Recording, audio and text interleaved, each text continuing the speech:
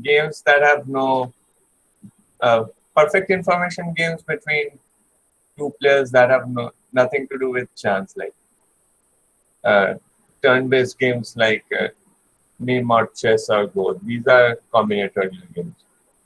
Uh, so in a combinatorial player game, there are usually two players and they take turns making moves on a board or uh, something like that, and eventually either some player can't make a move or some terminating position is reached, at which point, okay, wait, how do I get a whiteboard working?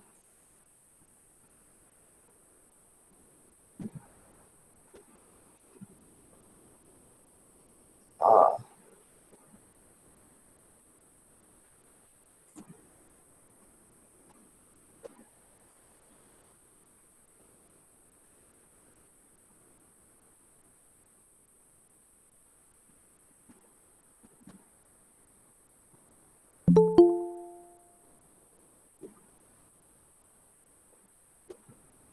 uh,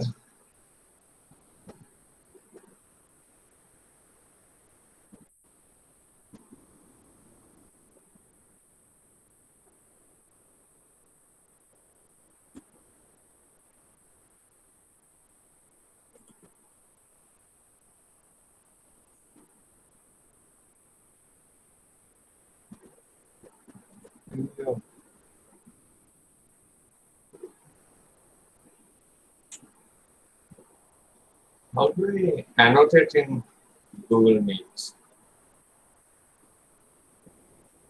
Okay, I feel like a boomer already. Ah, There will be option open a jam if you go to the below right, uh, below bottom. uh, oh, uh, never mind.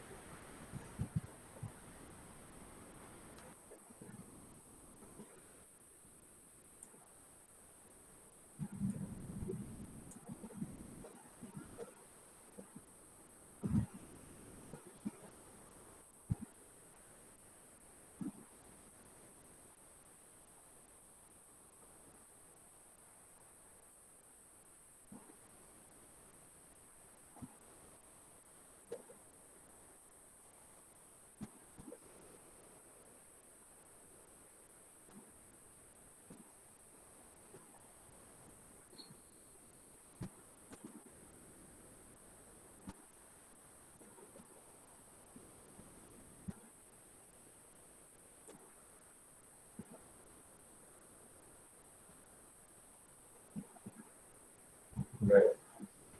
Sir, there is option on meet also. Yeah, but that does not help me in any way because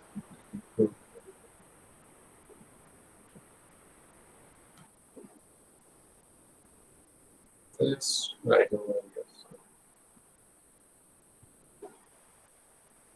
So let's start. Before I talk about two-player games, I want to just discuss zero-player and one-player games for a moment because some of the ideas that we use for analyzing the degenerate cases, so as to say, also transfer over to the two-player case. So uh, the ideas I'm talking about are especially the ideas of invariance and monovariance. Maybe you ought to be familiar with the ideas of invariance and monovariance, but Yeah, we are familiar. actually I'll do a poll. How do I do a poll?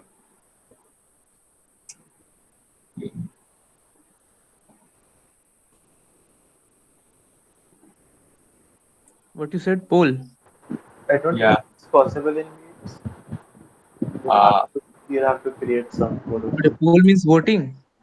yeah. Okay, So just respond. Do you want me to talk about like a couple of invariants, couple of things about invariance, or should I just proceed on to the next section if you are sufficiently familiar with invariants and monovariants?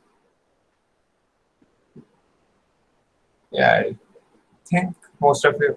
Actually, I want to talk about monovariants a bit, especially ordinals being monovariants. So, how many of you are familiar with ordinal numbers? I don't Can think you that repeat would that word? ordinal Ordinal? numbers. Uh,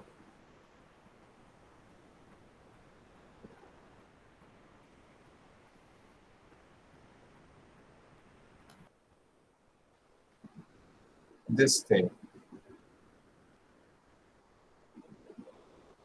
Have you seen ordinals before? I No. guess most of you won't be familiar, so let me talk about ordinals a bit. So ordinals have to do with well ordering. Uh, Actually, let me start with games because that would be easier. Then it would be easier to motivate ordinals. So suppose you have a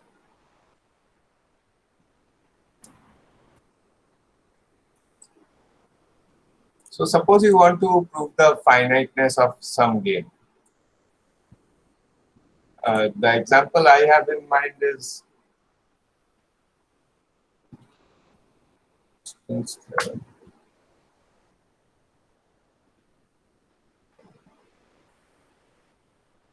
this is sort of, or rather, I'll let me open the height again. Uh,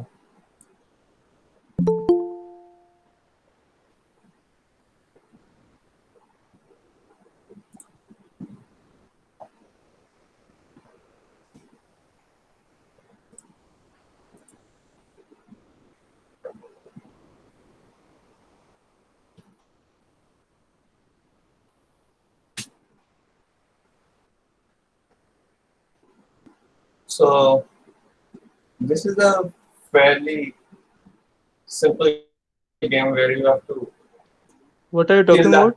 Ordinals. Ordinal number. uh, for not yet. I want to talk about ordinal numbers in a moment, but Okay, okay. before I talk about ordinal numbers, I want to show you a use case. Sir, So, can you please zoom your screen a bit? how do I zoom my screen? Like Can't replace you do that it on 100 by your? 110. Oh, you want to? Here we go. Is this better? It's hard for me to see the screen now, but You have to click Control plus. yeah, I know I've zoomed in, but does this help you in any way? I think Can you do once again? not. Yeah, it's fine now.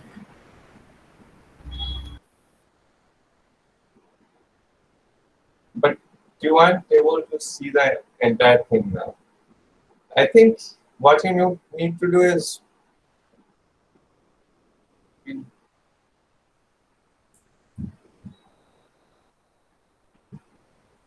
I think what you need to do is pin my screen sharing to. I think you need to pin the screen sharing on the Google Mix thing on your end, so you can The see the prob entire thing. the problem is like the clarity is horrible. It's getting extremely pixelated. Oh, that has to do with the internet. I can't help it. I think.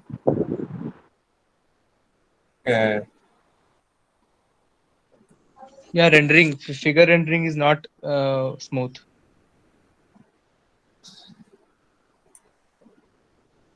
okay, so let's just talk about this Hydra game, or maybe an even simpler example first. So imagine a game where you have n numbers, say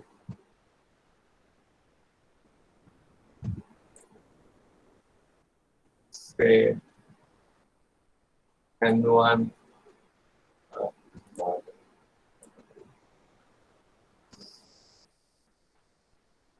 n1, n2, and so on until say nk. Suppose you have nk numbers, and at each step you can take a number that is smaller than a number in front, and you can uh, remove one from the larger number and add it to the smaller number, and you keep doing it as long as you can do it, like until there are any pair of numbers is at most one apart. Can you So repeat the game? you have a bunch of numbers, or you can think of them as a bunch of piles. So at any time you can take one from the tallest pile and uh, send that thing to any other pile you want, as long as the difference between the number of stones in the two piles is at least 2. So you have to prove that this game is finite. So there's a simple monovariant for this, but I want to illustrate this using ordinal. So I'll go ahead and do that. So the idea is, if you can actually just take the product of the number of stones in every pile and it will give you a monovariant, but I'll give you a different monovariant. Consider k tuples of numbers. So to any arrangement of stones, just label the number of stones n1 so on until nk, so that n1 is greater than or equal to n2 is greater than or equal to nk. So arrange them in decreasing order, and then form the kth tuple. So on this, so the idea is that the tuples are themselves ordered by the lexicographic ordering,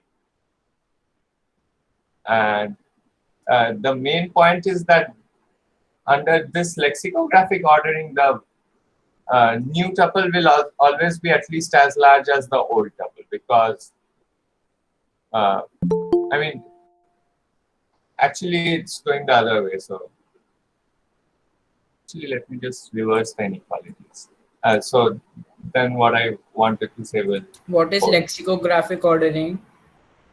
lexicographic ordering is like the dictionary ordering. So in a dictionary, you have a bunch of words, and so the words starting with A are written first, and then those with B, and so on. So for lexicographic orderings or tuples, you first order by n1.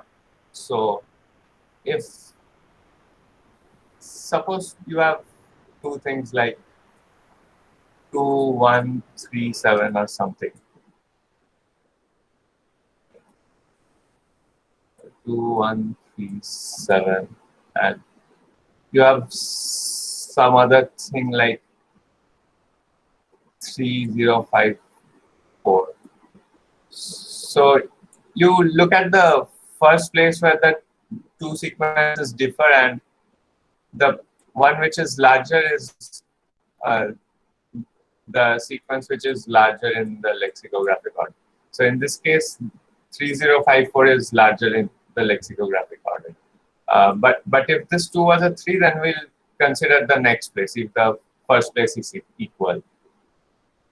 So in that case, 1 is larger than 0, and so the first tuple will be larger than the second tuple.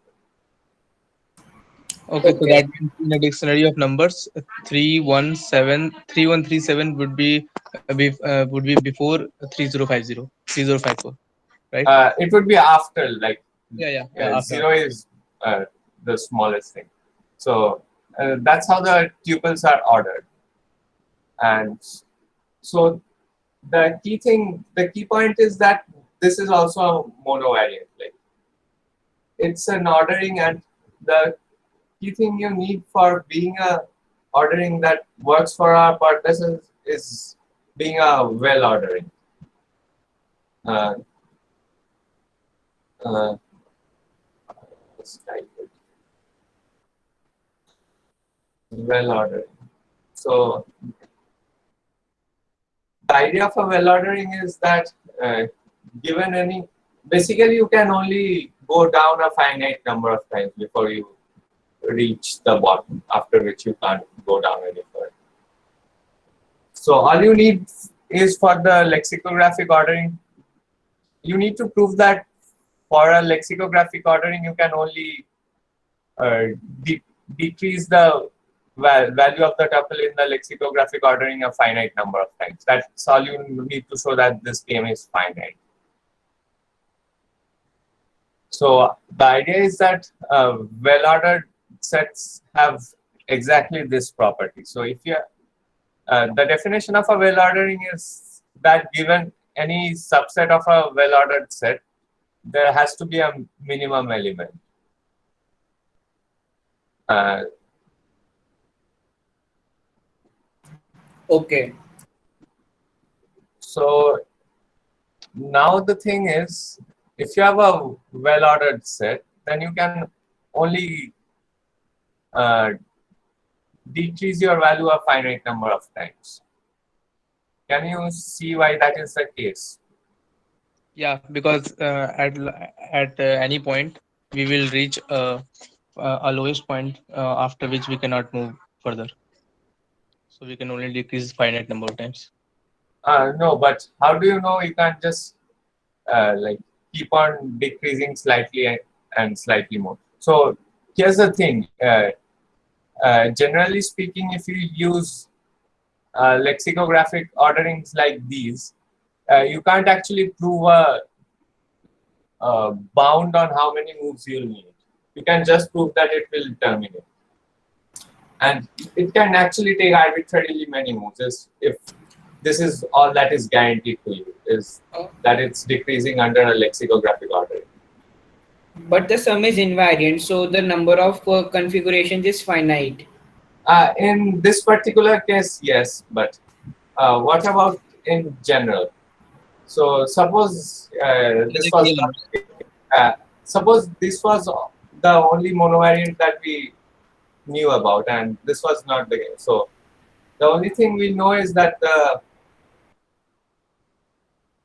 or suppose suppose the only thing we know is that the lexicographic ordering is going to decrease, nothing else. So, or suppose you have k piles of stone, and you can uh, take one stone from any pile and put an arbitrary number of stones in the next pile. That's the game. So let me make a modified game. You have k piles as before, but you are allowed to take one stone from any particular pile and put as many stones as you want in the next pile. The thing is, this game is also going to terminate, but there is no upper bound on how many moves it will take for this game to terminate. So there is no upper bound in No, this you game. can, if you want to play the game for a million moves, you just take one stone and put a million stones on the next pile. That's it. Like, Okay. So from the first file we take million stones and then put no, those millions. you can only take one stone from a pile, but you can put as many stones on the next pile as you want. Oh, okay. Then this game is quite weird. Yeah, but the game is going to be the game is going to terminate no matter what. The only thing is that you can't bound how many moves it will take. Like, it could last as long as it wants, but it's going to terminate. And But we can bound. Like the sum of all the numbers will always. Oh yeah, this time. But this game can go on forever. For example, like there is no constraint. We can take one stone from anyone and add as many stone to any other. no, So not any starting other, with one. only a pile after the pile you took a stone from. So you can only, if you take a stone from the first pile, you can add as many stones as you want to the second or third. So, say you only have 3 piles. If you take a stone from the first pile, you must put the stones in either the second or the third pile, or maybe both. It doesn't really matter. But if you take stones from the second pile, you are not allowed to put stones on the first pile. You are only allowed to put stones on the third pile. And if you take stones from the third pile, you are not allowed Okay, to okay. put Then this stones game anymore because can there are no piles yeah. after that. Then this game is But if we guaranteed to allow end. But negative how do you numbers prove in it? piles, then this game will never end if you want. No. Once you are out of stones, you can't remove stones after that, right? You can only have 0 or more stones in a pile. Like negative numbers of stones don't exist. That's a constraint we have. So how do you go on proving that this game is finite? What is our objective here? To prove that this game is going to terminate, no matter how it is played. I mean, when this game will terminate? When we have no stones to remove. Yeah, the game will terminate when we have removed all the stones. Okay. So it's the same monovariant N1, N2, so on until Nk, where Ni is the number of stones in the ith pile. Because when you take a stone from, say, the ith pile and you add it to the jth pile from Ni to, say if you remove one stone from the ith pile and all the previous piles remain the same, then the value decreases under the lexicographic order because, for the first I minus 1 numbers, you just compare them, they're equal. For the ith number, Ni minus 1 is smaller than Ni, so the value has gone down. But how do you know that this process is going to terminate? So the idea is that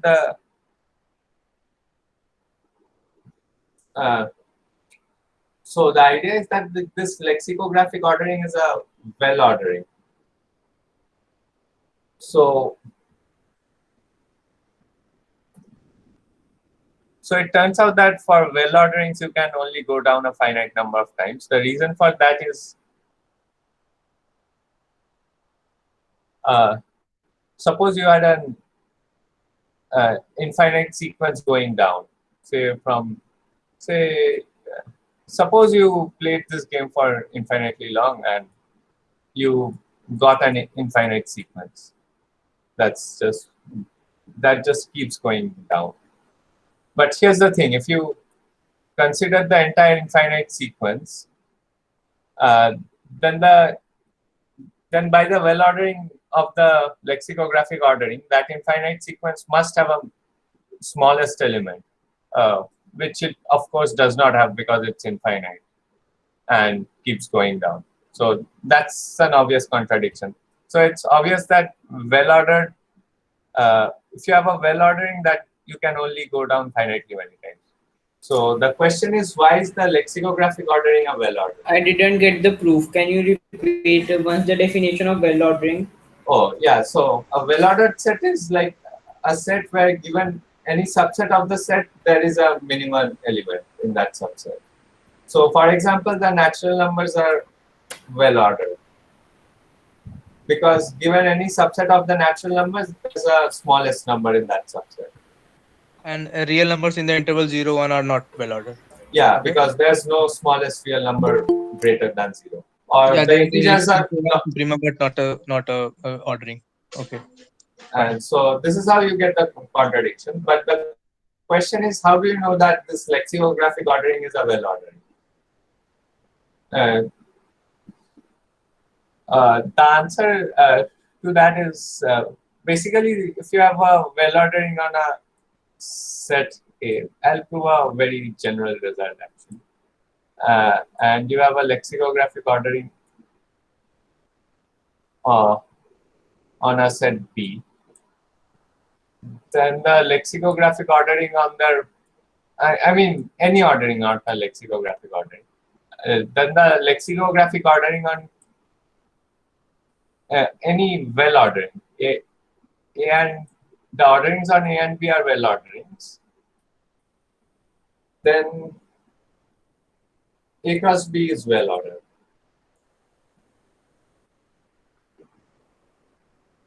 Now, why is this the case? But how do you define comparison of two numbers in A cross B? Also, suppose you have A1, B1, and you have A2, B2.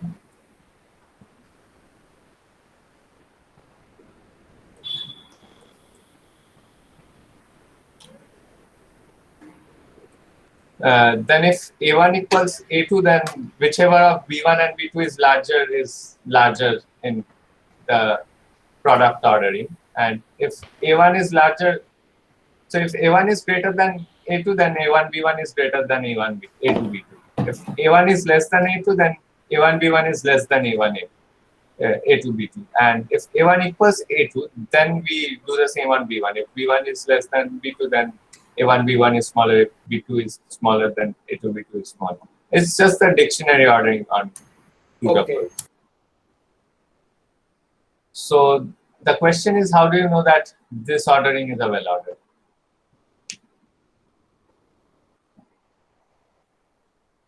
I think that is easy. Like since A is well ordered, so given any subset, we will look at only its left elements, like these AIs, and among them there is a least element, and Correct. we consider all such like pairs in which contain that least element AI say, and in those AIs, these AIs will be paired with some BJs, and among those BJs must be some least element. Exactly. That's exactly why A cross B is well ordered. But now you are basically taking we know that N is well ordered like this. It sort of follows from definition. Well, it depends on which definition you take, but you can take this for granted that N is well ordered. And so N cross N is well ordered, and N cross N cross N is well ordered, and so on until N to the K is well ordered. So that's how we know that this is a well ordered set. Yeah, got it. So the idea of ordinals has to do with well ordering. So it turns out that you can say that a well ordering has a particular type. So you say that two well orderings have the same type if you can sort of bijectively map from one well ordering to another. I mean, there's an order preserving bijection between the two sets, ordered sets. So if that is the case, we say that the two orderings are of the same type. And now it turns out that if you work in set theory especially, there are canonical representatives of each ordering type. And ordinal numbers are just representatives of well ordering type. So this particular type would be denoted omega to the k,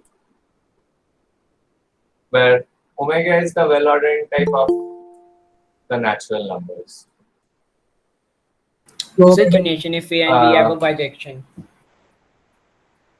So an order preserving bijection is a bijection such that if A1 is less than A2, then f of A1 is less than f of A2. So these are order preserving bijections. And if you have an order preserving bijection between two sets, then they are said to have the same well ordering type. They are said to have the same well ordering. I didn't get this. We say that they have the same well ordering type. Or even ordering type. Okay. Because see, all the order preserving bijections are sort of like isomorphisms. Like they preserve the entire structure that you have, both the set and the order. So Yeah, it it has doesn't a it really rule matter set. what choice of set and order you take. So you take some. So we have some special representatives of all well-ordering types. These representatives are called ordinal numbers. So it turns out, so the smallest infinite ordinal number is omega, which is the set of natural numbers. After omega, we can talk about, so given any well-ordering, you can talk about uh, omega to the k plus 1. This is simply saying there are all these numbers which are lexicographically ordered, and on top of that, we add an extra element, say e, which we say is larger than all of the numbers we have. This does not change anything about the well ordering, it just gives you a new well ordering type. So this is how you can sort of get the successor of any ordinal number. And if you have a set of ordinal numbers, you can also sort of talk about the supremum of any set of ordinal numbers. And that is guaranteed to be an ordinal. So the key point is once you have ordinal numbers, and ordinal numbers are themselves ordered. So it turns out that for any two ordinal numbers, one of them must be at greater than the Ordinal numbers are the representative of the of the set, right? uh, so it turns out ordinal numbers uh, are sequential. So ordinal numbers are themselves ordered. Uh, uh, you can think of them as representatives of the well-ordering types. That's their purpose, but that's not actually how they're defined. So So can you repeat this adding e thing to a set? you just throw in a new element and call it the new maximum. You just extend the whole ordering to say uh, previous comparisons stay the same, but when you are comparing with E is always greater. That's all you do, and this is guaranteed to preserve the well order. Okay. So the key idea of using ordinals is that they're sort of the only ways you can prove that a certain game is going guaranteed to terminate. I guess we have talked enough about the termination of games, so I'll just go back to two-player games. I guess you can read about the Hydra game or Goodstein's theorem on your own time, or even about ordinal numbers. I'll actually revisit ordinal numbers again today if I have time. But for now, uh, where did I place the handout? Yeah, so There is one mm, of your handout in unofficial IMOTC 2020 logics. yeah, I did talk about ordinals there.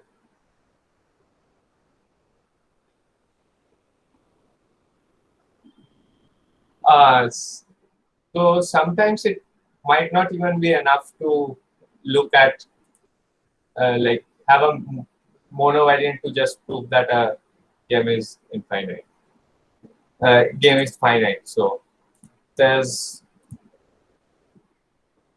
perhaps I'll give yeah, IMO shortlist 2006 C1.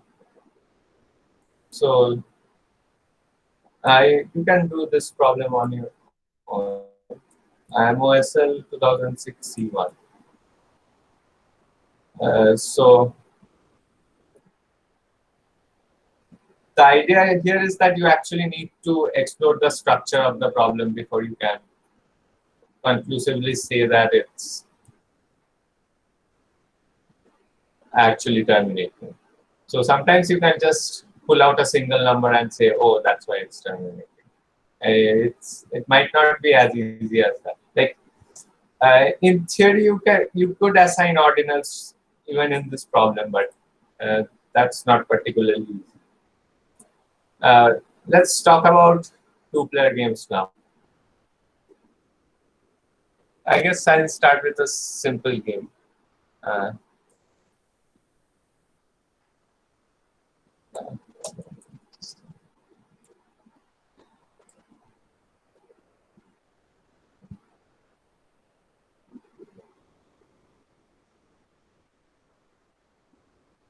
uh, what?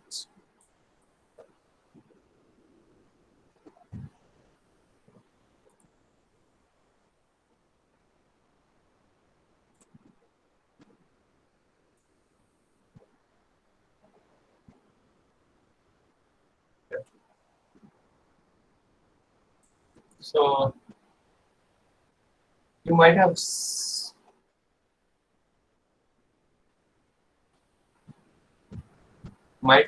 this game before. It's called 21 simply. So there are two players now. We are now going to What talk is about the two-player name? games. What? What you said about the name? Uh, the game is simply called 21. Okay, okay. You might have seen this before, but so this is how it's played. There are two players at each turn. So the first player says one of one, two, or three. Say you say the first player says two. The second player can now say add one, two, or three to the previous number. So the second player can now say three, four, or five, and the first player adds one, two, or three to that number, and so on until one of the players reach uh, 21 or more. So whichever player reaches 21 first wins the game, say. Or okay, say loses the game. I think that was the original rule. It doesn't really matter, but say whichever player reaches says 21 first loses the game. So the question is, who's gonna win this game? We have to start with any number. What? You are starting with zero, like before the first player. The first player can only say one of one, two, or three. Uh, I think the first player wins. how?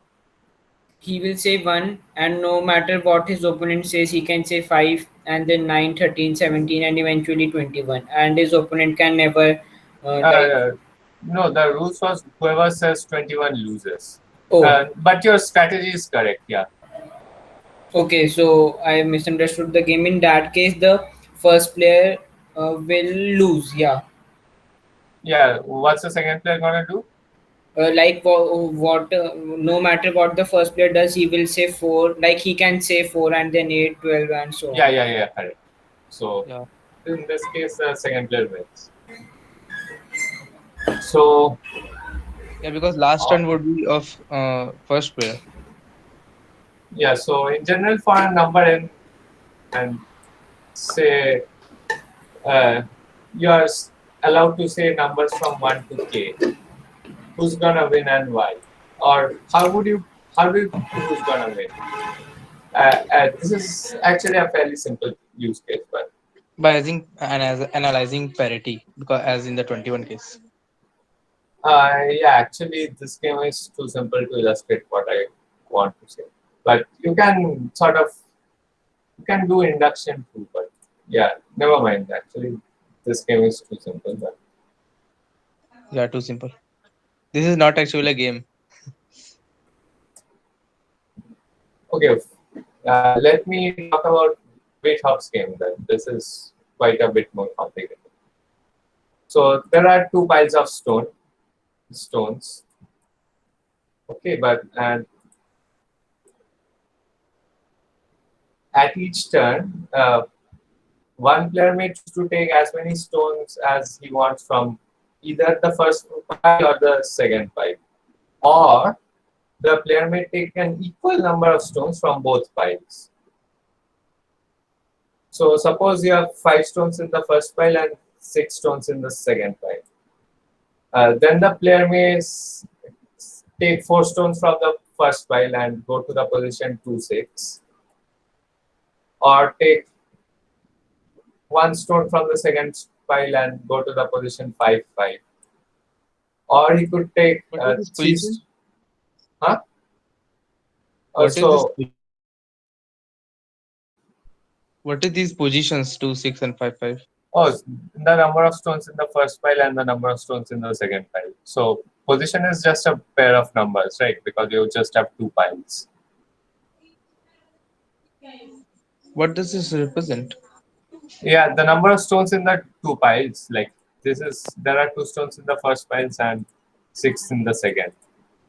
That's basically the game board, right? You just have 2 piles and players Okay. taking alternatively taking stones on that turn.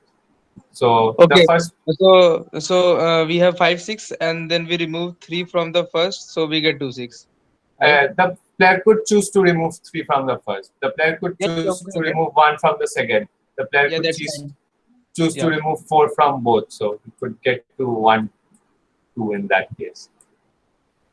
You must have, like, you can't have a negative number of stones. That's not how stones work. So Yeah, uh, negative number would make sense here.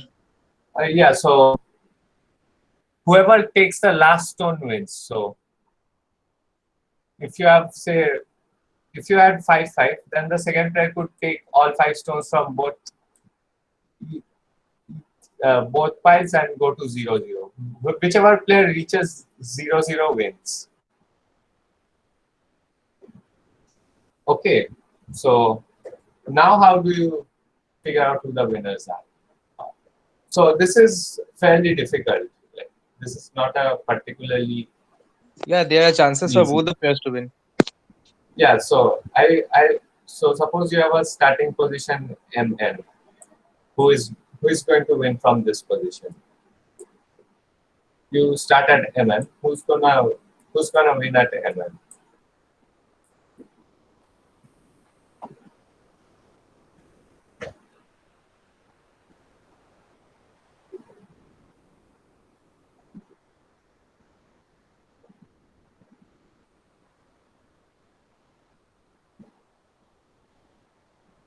So we have in all m comma n total number of piles, number of stones in each pile. So m Yeah. piles in first.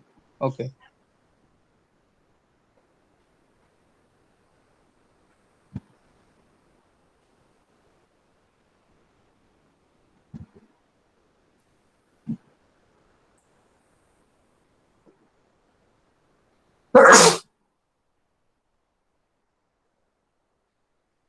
So the way to approach something like this is to start by analyzing small cases.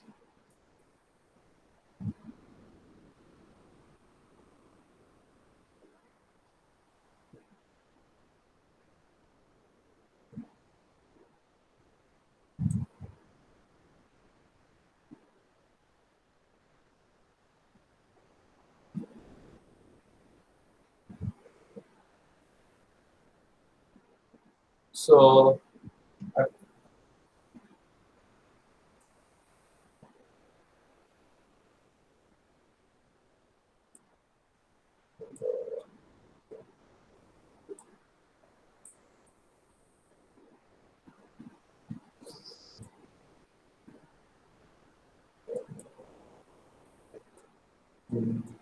four, five, six. So here's what I'm gonna do. We are going to calculate what are called n positions and p positions. So basically, to solve this game, you need to basically solve it for all possible positions. So when analyzing something like this, it's best to analyze all positions at the same time. Uh, uh, Before we start analyzing everything, we should just compute some cases to see what's going on. So we should start with anything by taking any number of piles we want, any number of stones. We are going to consider small numbers first. So the Yeah, idea, okay. if you consider everything at the same time, you can actually just do induction. So once you figure out what the pattern is, you can just say, oh, so these positions are winning, these positions are losing. And we can prove this by induction because from a losing position, you can only go to positions which are winning for the other player. And from a winning position, you can go to this position which is losing for the other player. Okay, so And we because show like that if we get a position, then we prove that by induction that that this is losing for all the bigger ends. for every position, so you can Okay, just okay. induct on n plus n. And since you have already, by the induction hypothesis, you have already shown, or you have already figured out which positions are winning and which positions are losing for smaller m plus n. And now you can just analyze all moves from m plus n. If One every thing we move, can notice that whenever there is a zero, then the position is winning. I will call a position winning if the first player, like if the first player wins, and yeah, every so position. these are actually called n positions and p positions. So positions after which the player whose turn it is wins, like the player who plays after that position is are called n positions for next player, and positions in which the player who just moved wins are called p positions for the previous player. So we are going to compute n positions and p positions. So essentially, a position is an n position if there is at least one p position that that position can go to, and a position is a p position if all next possible positions are n positions. Sir, We, I think we, you are we, saying the opposite No, I don't think so. because P position, for example, 0 comma 1 is a P position, I think. Uh, no, it's an n position. But the player playing the move will win. Uh, yeah, that's exactly why it's an n position. N position means next player, so the player whose turn it is. And P position is previous player, so the player who just played. Like the player who made the last move before the position came to 0, comma 1. so we have to just prove that That's a bit. after p position player n player wins the second player which has not played the move. Yeah, so after P position, no matter what the. No. Uh, yeah, so at a P position, whatever moves the N player makes, he's going to end up at an N position where the other player is gonna win. Can Uh, you repeat once what you consider 0 comma 1 as N or P? so 0, comma 1 is P. Okay. Oh no, wait, 0, comma 1 is N. Yeah, 0, comma 1 is N because 0, comma 0 is P. So whoever gets to 0, comma 0 wins, right? So the previous player has already won. If 0, 0 comma comma 0. 0 represents the player 1 chooses 0 stones and player 2 chooses 0 stones. No, 0, comma, these squares are positions. So 0, comma Okay, 0 okay, is okay, the okay. Yeah, position where yeah, I got it, got it. there's no stones. So the player who reached the position with no stones has already won. So it's a previous player win. And so 0, comma 1 is the next player wins because that player is going to reach 0, comma 0. And all these positions with where one pile has 0 stones are next player wins.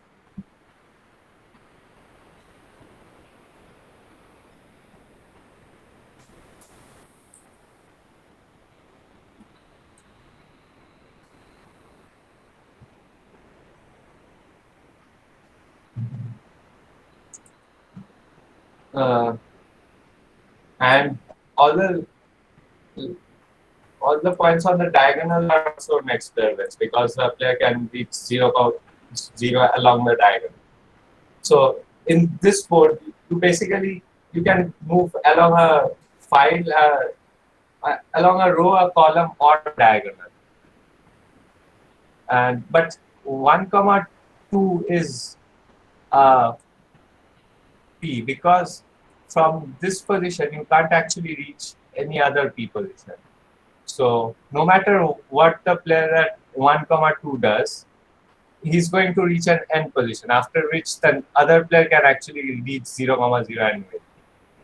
So these are losing positions or key positions, 1 comma 2 and 2 comma 1. It But seems like consecutive Fibonacci numbers pairs are bad. uh, yeah, that is. Hmm, can you prove it? Is it correct? Wait, let me. Because 1 comma 2, 2 comma 1, 3 comma 5, and 5 comma 3 are the only losing position, I guess. Sorry, the P positions. And 0 comma 0, it's like a degenerate thing. Okay, you have 1 comma 2. You have. So I'll just write a dot if it's n.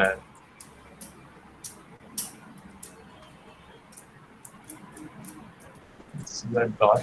Let me extend the table and see for other This numbers. is, yeah, this is a dot. This is dot, dot, dot. P.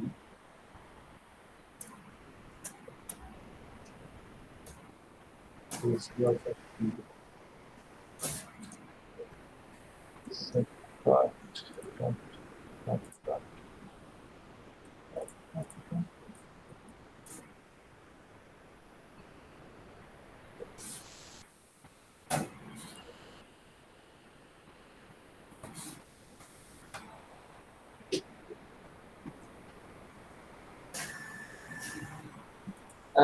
dot. I think you are close, but not. Let me see. Oh yeah, there is a problem. The position 4 comma 7 is P2. So the conjecture was wrong. Yeah, but you're actually quite close to the correct answer. Uh, uh, Not quite close, but sort of. So there's a simpler reason why it can't be pairs of Fibonacci numbers. Uh, okay, actually, it might be simpler to me, but it might not be as obvious to you. The reason is that the density of the p squares are like the the density of these p's have to be Is linear less. in m plus n. But for Fibonacci numbers, it's logarithmic, so Can that you can't repeat be. that density argument? So the density of these p positions have to be linear in m plus n. Or suppose you just consider n cross n squares. The number of p's in a given n cross n square has to be linear in n. But for Fibonacci numbers, it's logarithmic in n. Oh, this Uh, was a quite good argument. so that's why it can't be Fibonacci numbers. But why would it be? So what would it be? Actually, let me just tell you the answer because this is quite difficult. So it's pairs of the form. Uh, Can you wait for 2 3 minutes just? or maybe you can read this up on your own. I don't think you'll figure this out in 2 3 minutes. This game is called Withoff's game. What is the name? I'm writing it out. Wythf4 HOFF. Withoff's game. You can look this up if you want. Uh, I'll just go on with the discussion, I guess.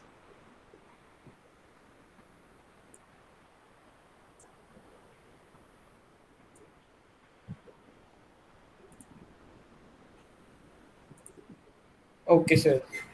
Okay, you can. I think you can leave this. We can, or you can maybe Yeah, I guess. extend this. Uh, But we can figure it out. We can make this on our own. We should try our ourselves. you should try on your own. I don't think you might not be able to figure it out. It's okay. You can just look it up. I don't think I figured it out the first time. It's pretty difficult. Yeah, okay. But the Uh, density aspect is quite interesting. Uh, so now let me talk about something rather stupid-looking strategy that's occurs very often in two-player games with some amount of symmetry. So it's called the copycat strategy, where the second player basically copies whatever the first player is doing. Oh, okay, okay. So uh, this can be used in two slightly different ways, and they are technically different things, but it's basically the same idea. So, have you seen the game Hex? Or,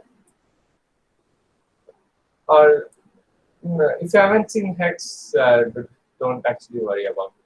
So, in Hex, there's a hexagonal grid, and uh, the players aim to connect their sides of the board. So, uh, wait,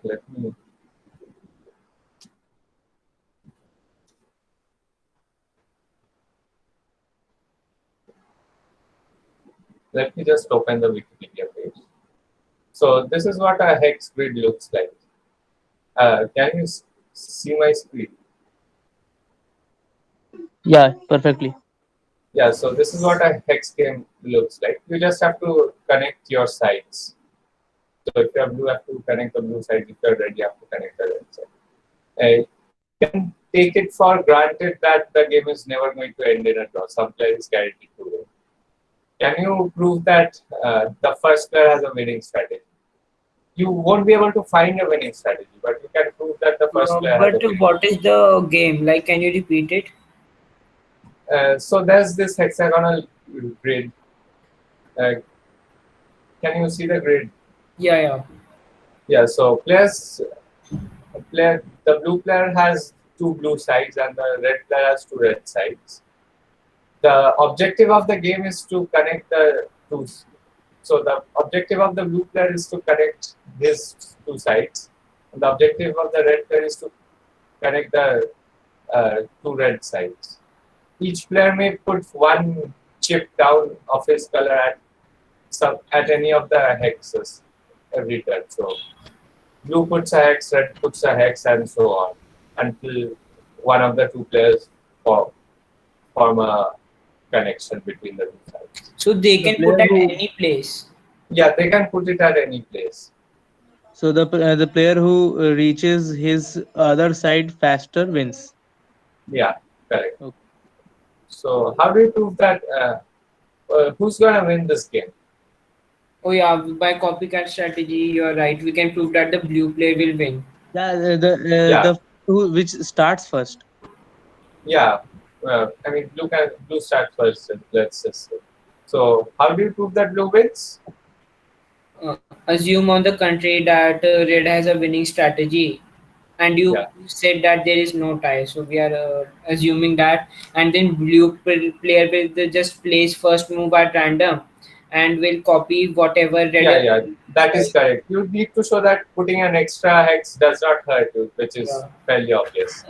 Yeah, if it hurts, like if the copycat move has already been played, then he just plays a move at random. Yeah, Yeah, that's right, right. absolutely correct. And similarly with double chess, where the players can, it's like chess, but the players make two moves every time. So white plays two moves, black plays two moves, and so on. But in Double chess, chess is it should be quite complicated, I think.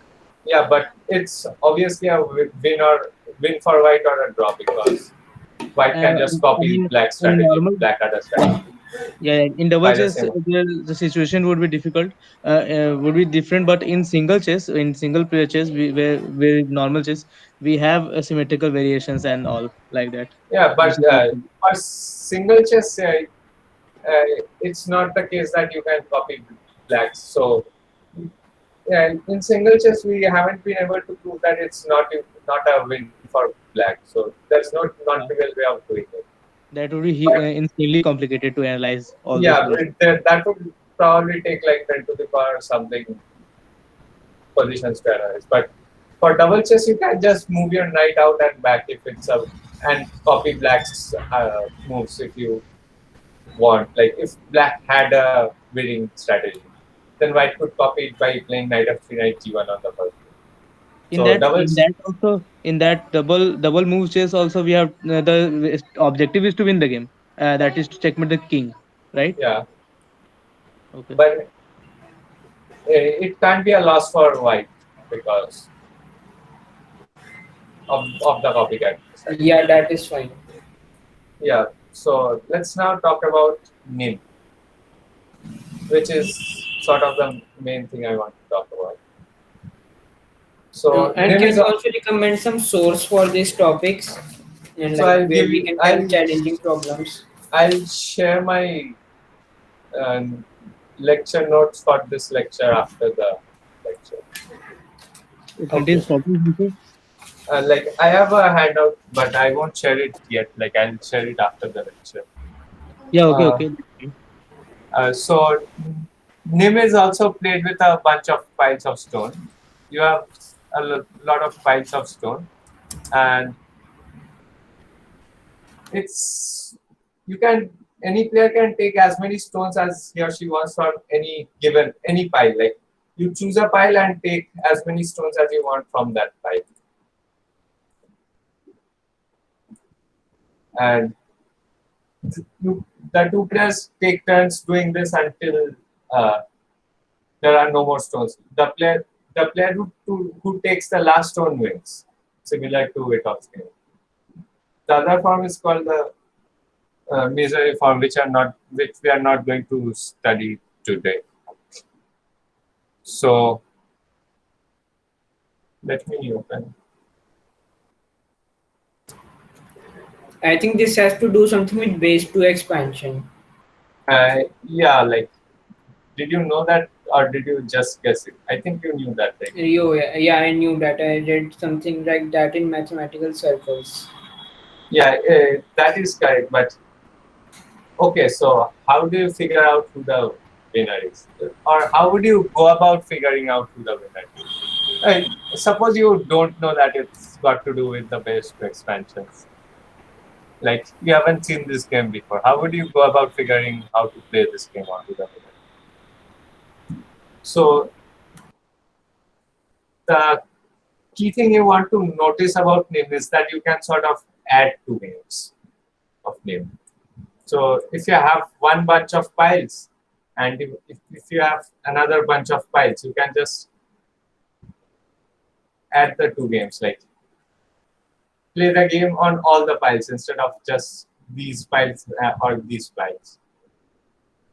So do you get what I mean by adding the two games? No, sir. No, no.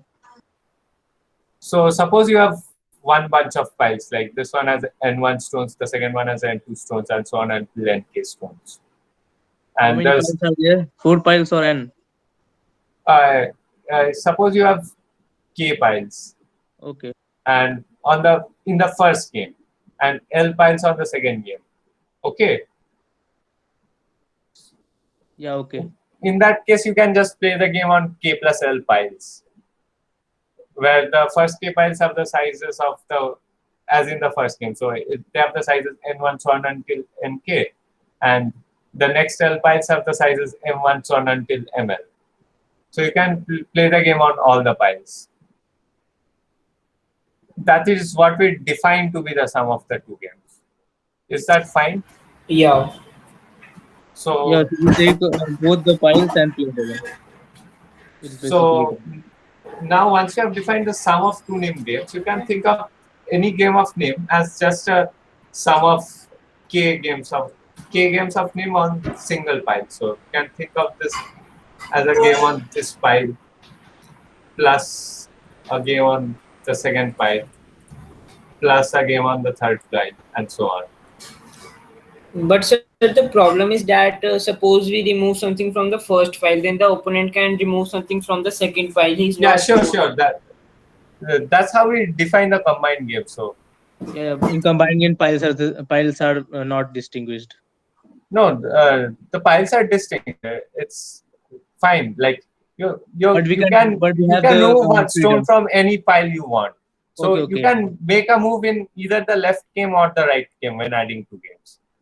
So the sum of the two games is defined as the game where on or think of playing two games of chess on two boards, but you are only allowed to make a move on any one of the boards on your turn, and your opponent can choose any one of the two boards and make a move in either of the two boards, and so on.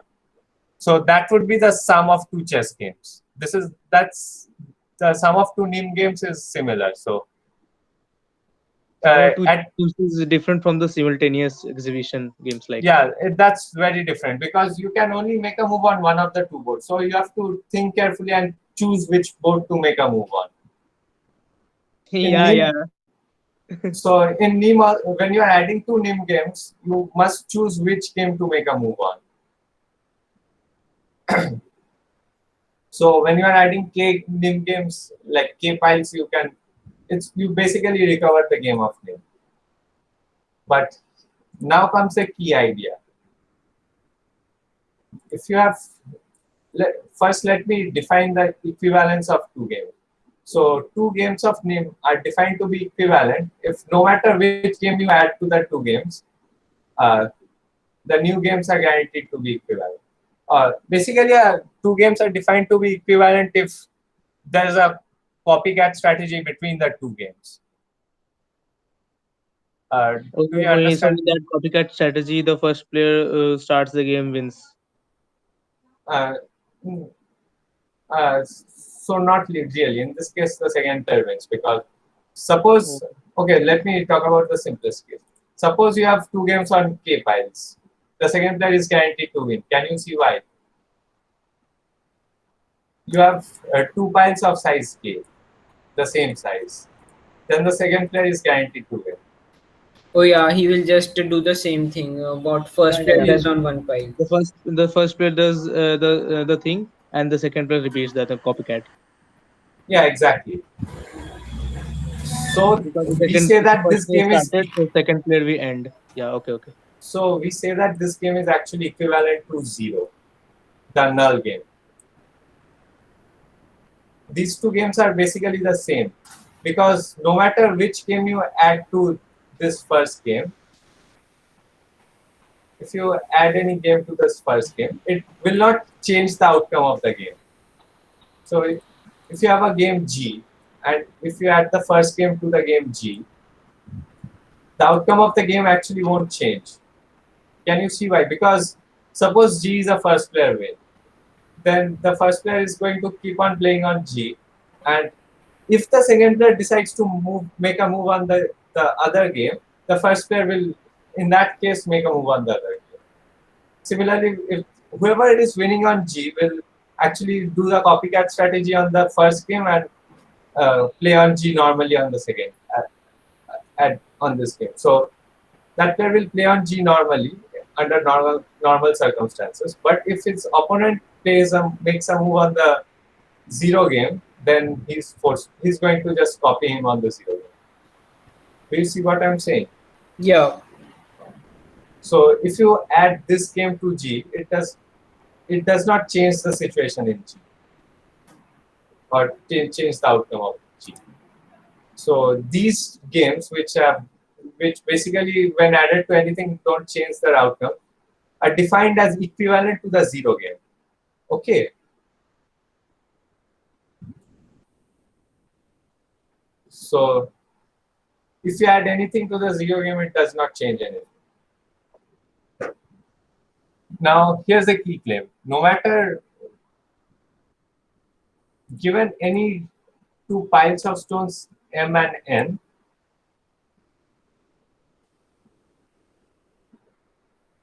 there is some number which we will call M plus N for a lack of a lack of creativity. There is some number of M plus N for which the game on M plus N stones and the game on these two games are equivalent. So saying two games are equivalent is the same as saying that sum is equivalent to zero.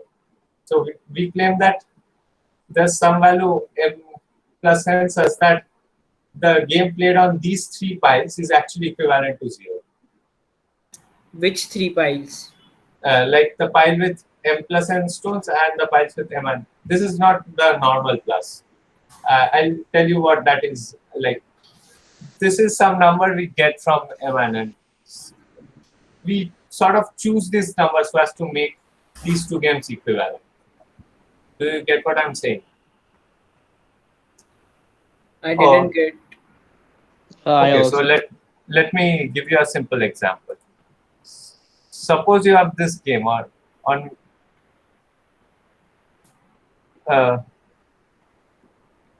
suppose you have this game with one stone on the first pile and two stones on the second pile. I claim that uh, so no matter what you have, I claim that there is some number of stones k you can choose such that the sum of this first game and this sum of game with this game with k stones on one single pile is actually equivalent to 0.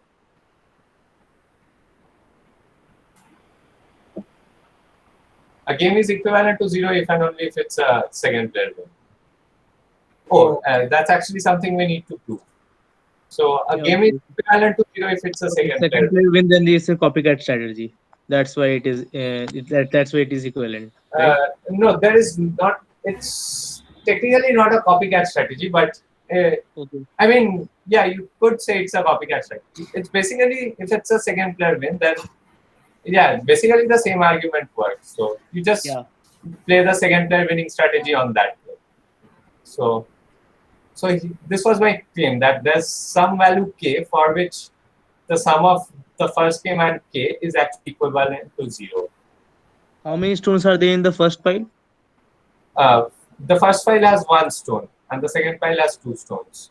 Okay, and there is a third pile which has k stones. Yeah, that's the new game we are adding. This was the old game. So Okay, so we have to find the value of k such that the whole game becomes a equivalent game. yeah, and in fact, I claim that no matter what the numbers in the first two piles are, there is a number k for which we can do this. Sir, I think if this MN game on two piles is a second player win, then this claim is not true because no matter what Then you k do, is 0. Then k is 0. Oh, okay. So actually, what we want to actually say is that Basically, we can reduce the number of piles. So yeah, basically we can reduce the number. If the sum of these two games is 0, then these two games are equivalent. The game on one pile plus two pile and the game on k piles. Yeah, These because two k games are is 0, equivalent. so 1 plus 2 is 0. Yeah, okay.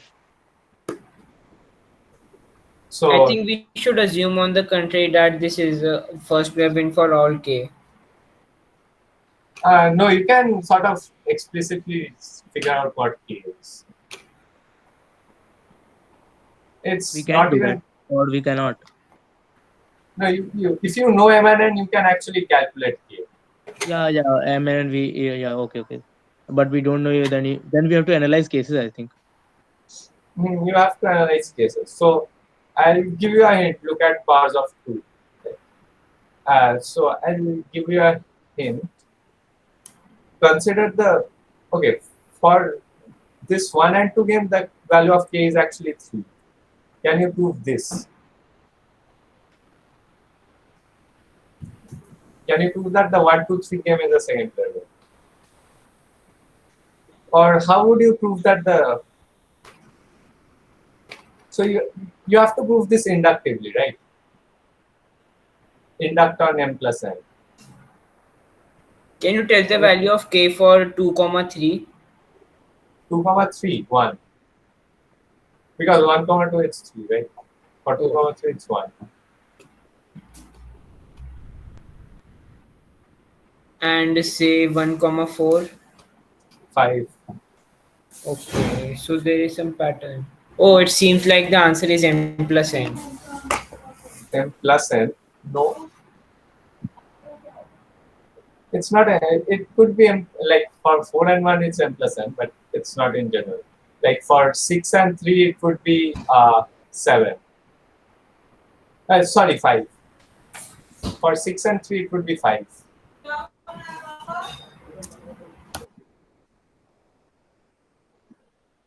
Oh, okay. Should I give you the answer? So the answer is it's the write the binary representations of m and n.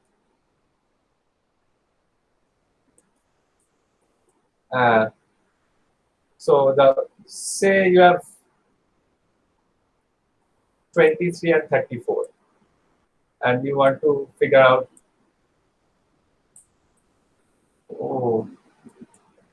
what the value of k is. Okay, so the binary representation of 23 is 16 plus 4 plus 2 plus 1. And the binary representation of 42 is 32 plus 8 plus 2. So you just compute the exclusive OR. So if at the same position there's, so the value of k in this case will be 1 0 1 0 0.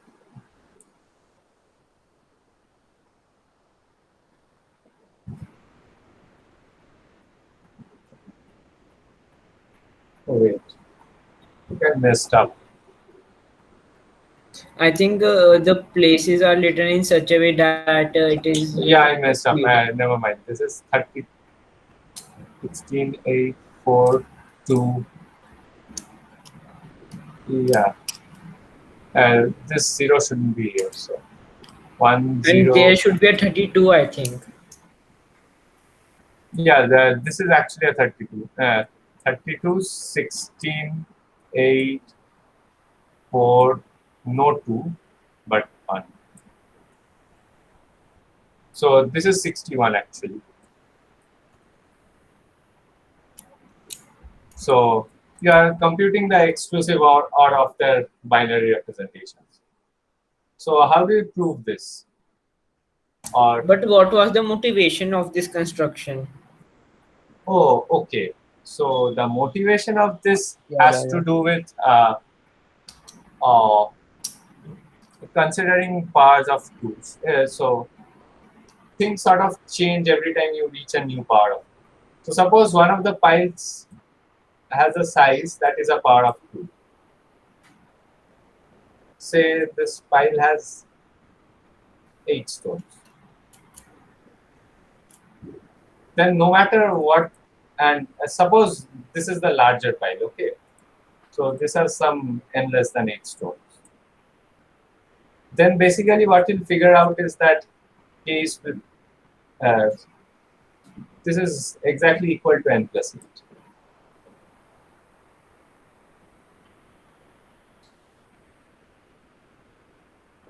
So why is this exactly equal to n plus 8? Well, suppose uh, And n plus 8 is winning for the first player. I mean, that's the story. We don't want to figure out who's winning. We just want to compute the sum, right? So basically, the idea is below a particular power of 2. So these two ideas sort of occur simultaneously, like the exclusive OR idea and below the power of 2. So this is basically the key observation which motivates you to figure out what's going on. So suppose you observe that this is going on for all the powers of 2. Okay. So, and in that case, you might be tempted to assume that that is the case. And now you want to prove that this is actually what's happening. But sir, how will someone like from the definition of the game, it the power of two don't come into our mind. So how will we suddenly think of considering I think what happens I with think power of 2? You have to look at a lot of cases yeah, which you're going to we have to you look are at a going lot to of look at cases. it. You have to Okay, look okay. at cases like for games. There's no other way to gain intuition other than to basically play a lot of games. Yeah, Look at these a lot of questions can cases. only come with lot of casework and analysis. So once you figure out this power of two thing is going on, now you will be tempted to prove this by induction. So now suppose you are trying to prove that 8 plus n is equal to like 8 plus n. So you see what the player can do in this 8 and n game. So if the player reduces n, then by induction on n you are already done. Like the new game is going to be k plus n. That the corresponding move exists on the n plus 8 pile just by reducing to k plus 8. And if the player reduces on the from the 8, then he is below the par 8 of. So if you have that, this is the case, then what's actually going to happen is that if you have a whole bunch of piles, which are only powers of 2s, right? So for any number n, you can decompose it into powers of 2s. But for powers of 2s, you can just add them directly, right? If you assume that this is going on. So in that case, you immediately see the exclusive OR thing, right? Because if the two numbers have powers of 2, so one thing you need to notice is that this addition is commutative and associative. That's fairly obvious, right? So now suppose you have any file, right? You can sort of decompose it into files which are powers of 2. So for 23, you can decompose it into a file of size 16 and a pile of size 4 and a pile of size 2 and a pile of size 1. And for the other thing, for 42, you can do the same. But if two piles occur in the sum, then the two piles cancel out because of the copycat thing. So those piles cancel out, and the only piles that remain are the powers of 2. So the sum of these two things is guaranteed to be Sir, how did we prove that 8 comma n is equal to 8 plus n? What if someone removes the 8 pile? Yeah, we haven't proven it yet. We have just assumed it. Like, Okay. suppose we have looked at a lot of data and we have figured out that is what is going on. And I Or didn't see why the associativity is obvious. The commutativity is obvious, but why is associativity true? I mean, if you add, it does not matter, right? If you add one game with M1, K1 piles and a game with K2 piles and a game with K3 piles, it's basically playing the entire game with K1 plus K2 plus K3 piles, right? It does not matter which order you add them in. Okay. So that's why it's associative. So once you have that, it's associative, you can sort of start regrouping the piles. And so once you decompose these two piles into piles of powers of n, powers of 2, because you can decompose it into powers of 2 because for powers of 2, the addition is simple, right? So you just take the biggest pile, the biggest power of 2, and the next pile is going to be smaller than the biggest power of 2. So that's sort of why the power of 2, where the power of 2 comes in. Like the next pile, when you start decomposing into powers of 2, the next pile is guaranteed to be smaller. So this addition rule will come into play. And you can decompose the next pile into even smaller piles until you decompose the entire pile into powers of 2. And once you decompose the entire pile into powers of 2, you can do that with both piles, right? And then you can cancel the piles which have the same number of. So this is the way to prove for m plus n. Like No, we are actually proving the exclusive OR from n plus n. You actually have to prove the exclusive OR and the n plus, like the powers of 2 something simultaneously by induction. so if we can prove that 8 plus n thing, then we are done. Like our claim is true. Yeah, that is true. But if you assume that, like if you are doing induction, suppose you have assumed this for 4 plus n thing. Okay, so when you are inducting, so I'll show you what's going on. When you try to prove this for n plus 8, say, okay, there are two kinds of moves that can be made on the 8, n board. Those on n in which you sort of go to a lower value of n, so you are done by induction hypothesis. If you make a move on 8, then this number goes below 8. So it can be written as like 4 plus 1 or something. Like if you write it in binary, the powers of 2 are strictly less than 8. So it's 4 plus 2 plus 1 or something. So, but since we have proved the induction hypothesis for 1, 2, and 4, then you can actually decompose this into powers of 2. Like, because you know this for 4, and you know this for 2, and you know this for 1. And similarly, n is strictly less than 8. So n can also be decomposed. So if you can decompose the number which is smaller than 8, and suppose 8 is decreased to m, and you can decompose m as well. So in that case, you actually know that after decreasing this, this will go on to the, this will be equivalent to m exclusive or n. But since the highest power of 2 in both m and n are smaller than 8, m exclusive or n will also be smaller than 8. In Sir, which I case, didn't get this. so like after you reduce from 8, you get m stones. You got that? When can you repeat? Which part? When did we use n is less than 8? Oh, n is less than 8 to decompose n into like piles with powers of 2 which are smaller than 8. So And I when I so think we we have, have to create a bijection. yeah, we are proving the bijection in this way. So we have figured out what the moves are for n, right? And we have figured out what the moves are for, we are trying to figure out what the moves are corresponding to moves on 8. So suppose the first player moves 8 to m, right? Now both m and n are smaller than 8. And we know by the induction hypothesis that for 4, 2, and 1, you can actually decompose, like the sums work normal. So you can decompose both the piles into powers of 2. And you can add them normally and get the exclusive OR. So for m and n, the pile that came on the two piles m and n is actually equal by the induction hypothesis to the game on the pile with size m exclusive or n.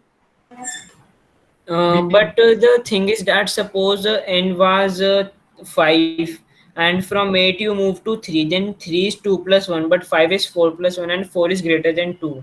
That is not a problem because we have already proved the induction hypothesis for 4, right?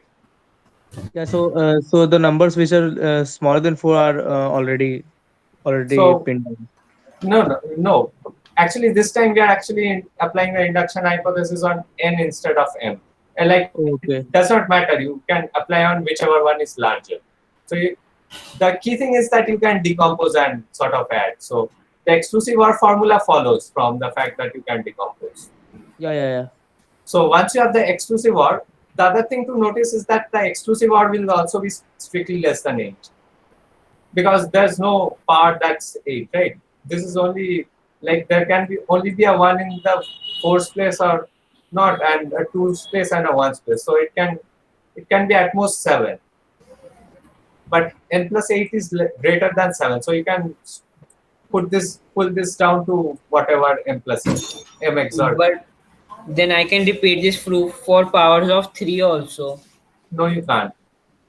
Why? Can you tell me why?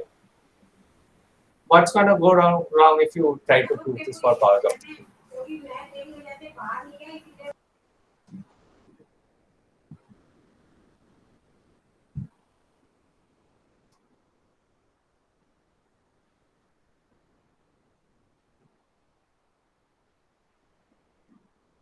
So suppose you try to prove this for powers of 3, okay? Just saying. I think the problem will what might come is that what I think will come is that the coefficient of powers of 3 could be like 2 also. So we cannot add Yeah. normally. No, that is going to be why. What's going to become a problem is that this exclusive or sum for powers of 3 could actually exceed the original power of 3. But for 2, this is not the case, just because 2 is sufficiently small. I So, didn't get. so the thing is, if you have like, say, this number in ternary, right? 1, 0, 0. And you have two smaller numbers, 2, 0 and 2, 0, which are both in ternary, right?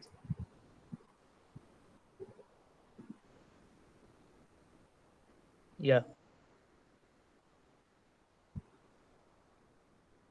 Or okay, well, how would the ternary proof even proceed? The basic problem that's going to arise is you can't guarantee that whatever the ternary equivalent of XOR is will actually stay less than 3 to the power k. So you need that to stay below the given power of 2 to apply the It will induction of course hypothesis. be below. It will of course come below the power. Like if we say represent a number less than 27 in base 3, then it will only Actually, contain. you are right. But how would you define the exclusive OR? There's no equivalent to that, right? Like you could decompose it into powers of 3, but then powers of 3 will cancel out. Like,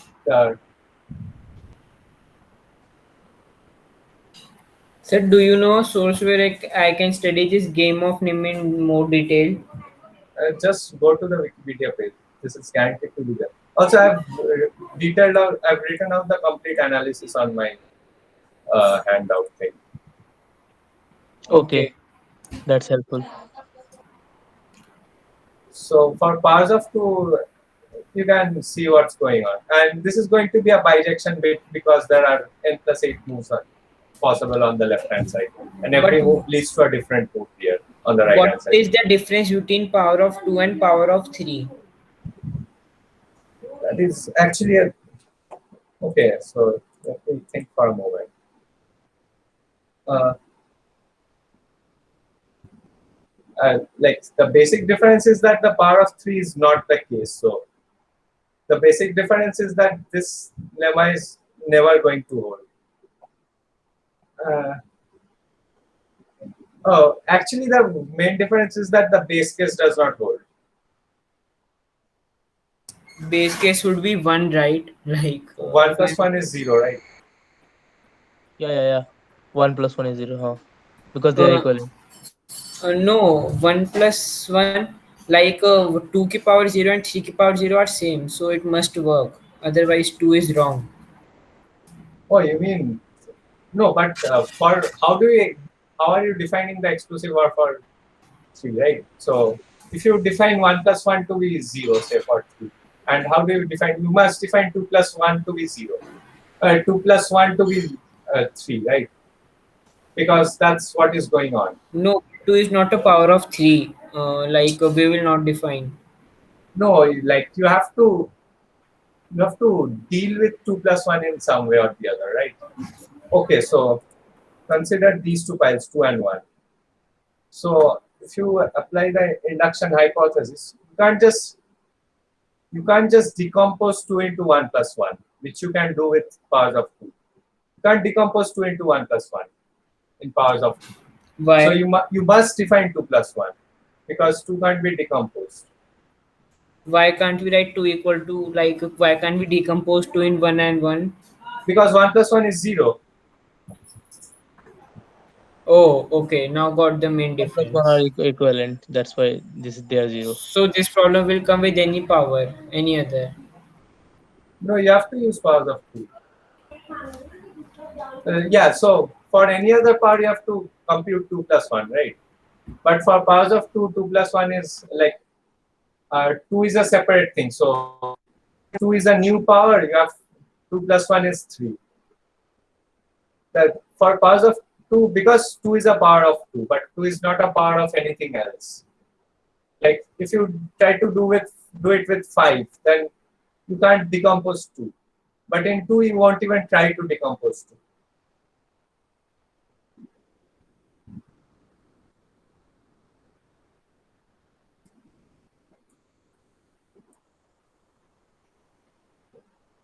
Did you get the solution for NIM now?